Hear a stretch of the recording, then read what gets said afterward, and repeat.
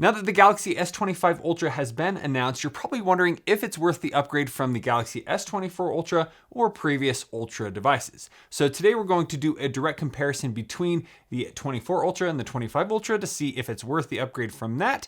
And if you're beyond that, these are definitely better spec'd. But there might be a few features that are missing from the newer device. So we're gonna check that out. And we're gonna be doing this by checking out the comparison page that Samsung has on their website. So over here we have the S24 Ultra, and over here we have the S25 Ultra. Now, first up, there are a bunch of different color options available, and that really just changed kind of the border and the back of the phone. So you can look in those. So going down here, the first thing they talk about is key upgrades. So it says now even thinner with a bigger screen. So that's very interesting. Let's go ahead and pull up a similar color for both of these. All right, so diving into the different size of screen here, let's see if we can line these up perfectly. So they're lined up perfectly. And if we zoom in here, you can see that there might be a tiny bit bigger difference on the S25 Ultra. So here you might see a tiny bit of improvement on the size of screen on the height.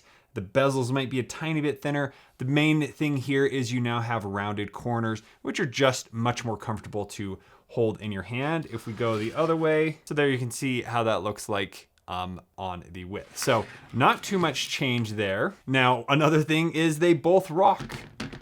And that's because of the camera bumps on the back. So most likely you'll need a case if that does annoy you, or if you're ever trying to type while it's sitting down, highly recommend to do that. Now it also mentions that it is thinner. So here, if we put these right up to each other and focus. Now I'd mentioned in my announcement video that it is thinner, but definitely only a tiny bit. I think it's 0.4 inches smaller than previous. So if we pull these up right here, I'm not seeing that. Now here it is stating that it is thinner, but if we put these next to each other, the camera bumps are bigger. So I don't see what's thinner about the Ultra. Let's see what the spec says. And so here, if we go to the dimensions, you can see on the 24 to the 25, it's actually a little bit taller. And then on the width, it's actually a tiny bit smaller. So that's good news. And here on the depth, it does say it's 0.4 thinner. So maybe a little bit. The biggest thing here is the weight. It's 14 grams lighter. Not a huge deal, but definitely it's nice to have a little bit less weight in such a big device. That's been my main complaint about the Ultras, is they are so big. So it's great to have it a little less wide. That always helps, especially if you're adding a case to it. Would like to see it a little thinner. And here we have the 14 grams lighter, still with a built-in S Pen. That is kind of an interesting way to say that. Still with the built-in S Pen, meaning like it might not on the next one. We'll see. But speaking of the S Pen, this is where we get into what's really different about these two devices. And that's that they removed a ton of features of the S Pen on the S25 Ultra. Now, is some of this going to really make or break the new device? I don't know. We'll see. But let's jump into the S Pen settings and see what they removed. Sorry, this rocking is driving me nuts. There we go. Put a little pad. Oh, so much better. Under advanced features, we're going to go into S Pen. And there you can see we have a similar top up here. It's inserted in both of these. So here we have the S Pen, left side, pull that out. And then we'll pull that out over here. And it shows that it is now removed. So there you can see it's removed, but up here we have 100%, meaning this has a battery and is connected over Bluetooth Low Energy, where you can do what are called air actions. Get to those in a second. So down here we have air actions that can turn on and off, and we do not have air actions over on the S25 Ultra. Next we have air command. So that's all similar. You can adjust the standard, you can go to compact. Here you can adjust what shortcuts are showing up under air command. So let's just go ahead and add and see how many we can do. All right, so it looks like we can just add 10 shortcuts on both. That's fine. Show air command icon. So that's this little icon that is popping up right here. So we're saying, do we want to have that shown or not? And here it says open air command with the pen button. So that means if I hover over the screen and I push the little button right here, it's going to open the air command. So if I do that on both devices, there, it looks good. A little updated here on the One UI 7 with the S25 Ultra. So you can easily pop that up and then use the S Pen for whatever features you want. Next, we have the Air View. So Air View is how you can scroll pages by holding it down to the bottom. You can have it be the pointer only. So there you'll see a little dot. I don't know if you can see it right under my pen, but you'll see that. And then you can hover over things and have previews. So if I go into like the gallery here and I want to see a bigger picture, we can hover over and it's showing a bigger picture there. So that's what the previews are. And then previews and pointer. So if we have both of those enabled, we can do things like going down to the bottom and it's going to scroll down. There we go. So you can do those things with Air Command. So that's cool. I love having those S Pen features. And then here you have all the other things like S Pen to text. So in a text box, you can write and it will convert that into text. You have to have the Samsung keyboard enabled to do that. Here, when S Pen is removed, you can have it do nothing. You can have it open the Air Command. You can have it create a note, other things, S Pen off memo, quick notes, more S Pen settings. This is where it's a little different as well. So here we have S Pen unlocking. That's because of the Bluetooth low energy. So here you can have it not lock when you have the S Pen out. You can allow S Pens on both of them. You can keep S Pen connected. So this is an Air Actions thing where it's going to stay connected even when you put it in case you're pulling it in and out a lot. Then you'll be able to quickly have those Air Actions be available. And then you have the warn if S Pen is left behind. So if we leave our pens there and we start walking away, as we're walking away, it will then say, hey, do you got your S Pen? You might want to go back and get it. So both have the feature that's based on if the S Pen is out and your phone has motion, then it will alert you saying, hey, you forgot your S Pen. So I got it, have it right here. That's fine. And then here you still have the sounds and vibrations. So all the things that have changed are because of the Air Actions. So what are Air Actions and do you really need them? So first off, let's talk about an Air Action. So if we go into here, an Air Action allows us to use the S Pen to do things away from the phone.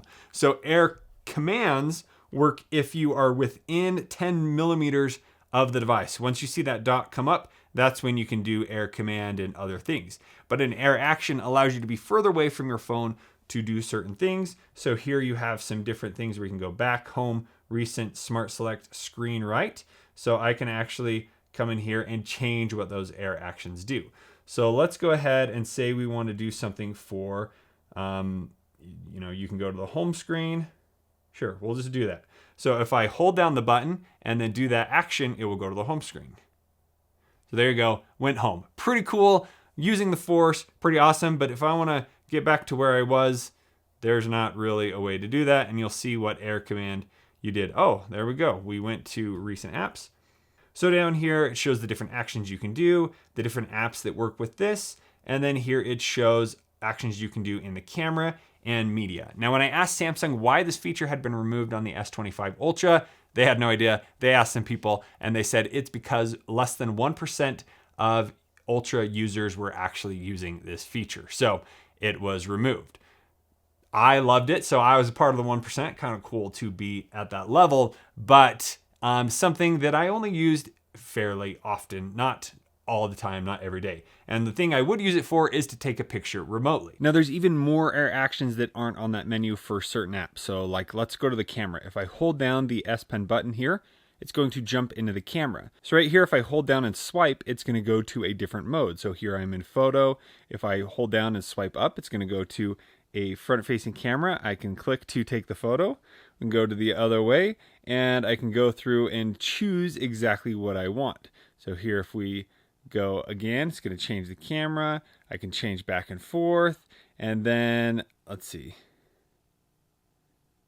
So there, I took a screenshot, I guess. So just tons of different features that you have with these Air Actions, which are not available anymore on the S25 Ultra. Is that very useful? I don't know, but it is sad it's gone. So let's say we go with the S25 Ultra instead. Well, most of the time, if you have an Ultra, you're probably going to have a smart watch. And here's a trick you could do if you do have like a Samsung Galaxy watch. If I go into my apps here, we have the camera app. So here, if I tap on the camera app, it automatically loads up the camera here so that I can take a picture. Now, there's no way to change from the rear camera to the front camera from this. So you have to set the camera the way you want it to be set. And then you can come in here and right there, you can tap to go to take a picture or record. So I want to take a picture, snap the photo, 3, 2, 1. It's going to take that picture. Up here at the top, I do have the option to adjust the timer. So now I can just instantly take the picture, or I can jump into video and start taking a video. So I have the option to start recording. Hey, it's recording me, what's up? And then I can pause it, and then I can keep recording right on that same video, and then I can stop it. Why is it not allowing me to switch to the front or back camera? I don't know, but I really hope Samsung updates this, because having that on my Pixel Watch, you had full control. I also have control of like zooming. So depending on what mode I'm in, I can rotate my bezel here and zoom out or zoom in a little bit. So is that as good as having the S Pen? I'd say it's more easier to use just because I have my watch on me and I can take the picture and I can even see what I'm taking a picture of. That's very handy, but it is a bummer that the Air actions are gone just because there are so many different actions and so many apps you could use it with. So maybe having a watch, of course, that's going to cost more. So maybe you want to go with the S24 Ultra if you really want that feature. And so that's pretty much the main thing that is not available with the S25 Ultra is those S Pen Air actions. Were they useful? That's up to you. Let me know if you really love them down in the comments below. All right, moving on, we have AI. So a ton of new AI features built in. It's using Galaxy AI, which is a mixture of like Google Gemini and then Samsung's different AI features. So some of those are available now on the Galaxy S24 Ultra, like Drawing Assist, where I can come over here to the side, I can tap on this and I can draw something. So let's say I want to draw this little guy. I don't know what I'm doing. There we go, generate. Let's see what it thought that was. And there you go. It brought my drawing to life as a goat. Pretty cool. So that's cool. Gemini is already on this, but let's say, let's try a few things out. So let's see what the difference is here. So I'm just gonna hold down the home button. When is the next jazz game and add it to my calendar?